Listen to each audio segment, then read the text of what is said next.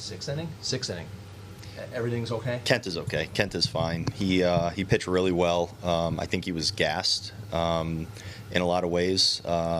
He had to work and then come in the dugout, and truthfully, he was not in the dugout very long because the guy on the other side of the field was having some very, very quick innings. And that is going to be one major adjustment in our game for the pitchers who are going to have to find ways to still go out there and pitch when they're really only in the dugout sometimes for three. There was, I think, an inning where he was in the dugout for maybe 3 minutes and had to run back out there. So that's a change in our game. But ultimately, Kent is doing fine, and he'll be ready to go next time around, I believe, almost with certainty. You talked about it before the game a little bit, off-speed stuff, wondering where that was going to be. That was really good. What was the most impressive thing that you saw from him tonight? Well, the transformation late in spring training to today, he's really made some big leaps, and I think a big part of it is the command and the crispness of the off-speed stuff. I really do think so. But really, I mean, I don't know what his line was because I don't see that in the dugout, but I think he missed a bunch of bats and he didn't really walk anyone, and that's what you're looking for. That's the Kenta that we've seen, that we saw a bunch of in 2020. The guy that was second in the Cy Young. I mean, that's kind of what we saw, and he's only going to, in my opinion, get better from here. But really, an exceptional start, and facing one of the best pitchers in baseball as well. It was a pretty classic pitcher's duel, and it shaped up the way we thought it might. 9 strikeouts and no walks, and if you count striking out Luis Reyes twice, like I think it should, that's 10. So. It's hard to do. It's a very hard thing to do, but the competitiveness in Kenta always shines through, and you can just watch him. And if you like baseball and you like watching guys that are very good at what they do and good competitors, he's among the best.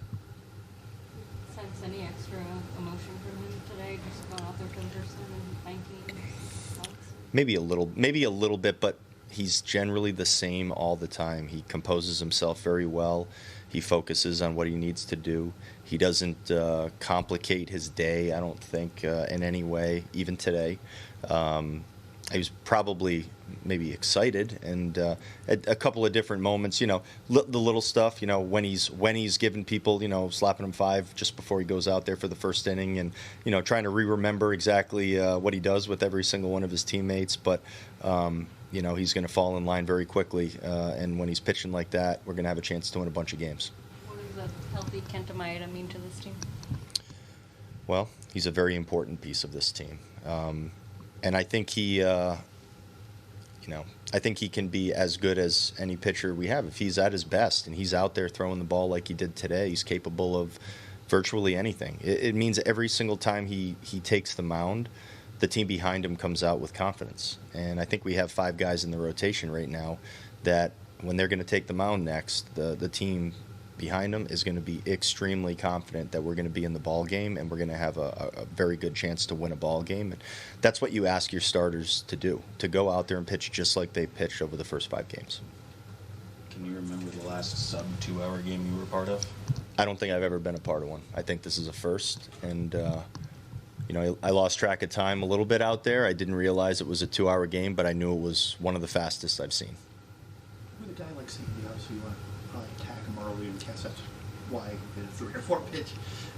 So is that kind of the plan, to hopefully get him before you get to that? Yeah, I don't know if there's a plan that you're really shooting for against him that you're confident is going to work. His track record kind of speaks for itself, so you have to have some ideas and you have to be willing to try some different things when you face him. And he's not a guy that goes out there and just misses bats and that's the end of it.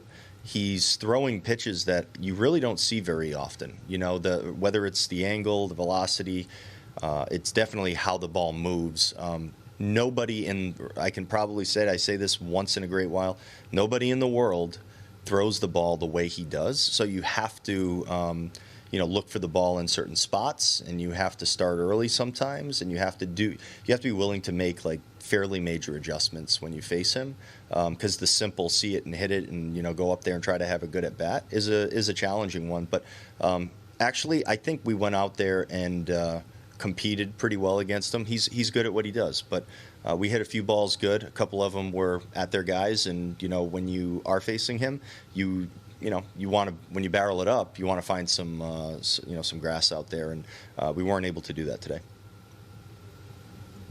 Saw Kepler with his spikes on late in the game. Is he okay? Everything checked out? Yep, Kepler. The MRI came back on Kep. He's going to be day to day with patella tendonitis. Nothing major on there. We'll see how he shows up tomorrow, and I think we'll learn a lot more about his availability in the morning. But overall, good news for Kep.